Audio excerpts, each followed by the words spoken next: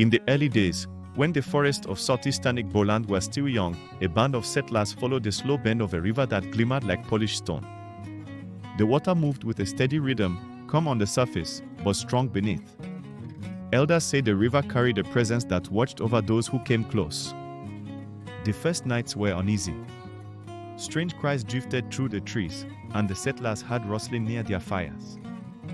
One morning they woke to a trail of smooth prints in the sand, shaped like a sweeping curve. The oldest among them studied the marks. He told the others that something sacred lived in the river's shadow, though none had yet seen it. The discovery came during a season of hardship.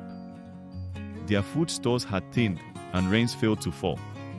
On a dry evening, a young woman named Nwamaka walked to the river to fill her pot. As she knelt, she saw a short python rise from the reeds.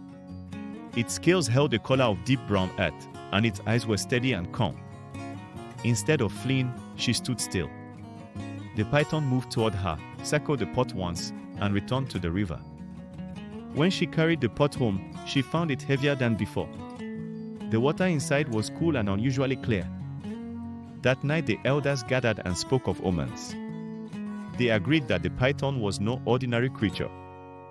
It was a messenger of the river spirit, revealing itself for the first time to a people in need. Days later, the rains returned without warning. The river swelled, and the farmlands revived. The settlers believed the blessing came through the python, so they named it Idemili. They marked the surrounding land as sacred ground. They taught every child that the python must never be harmed. The creature walked the settlements freely. It entered homes without fear, calling near a hut or a doorway before returning to the river. Families saw this as a sign of protection.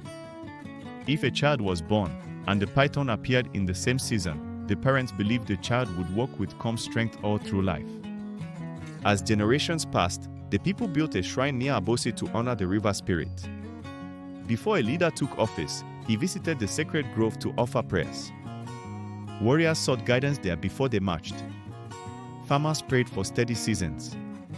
Through every change, Idemili remained the silent link between the river and the people, reminding them that strength does not always come from force. Sometimes it rests in patience and steady purpose.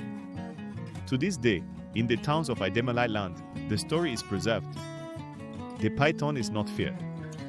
It is greeted with quiet respect. It stands as a living memory of the night Nwamaka knelt by the river and met the spirit that shaped the destiny of her people.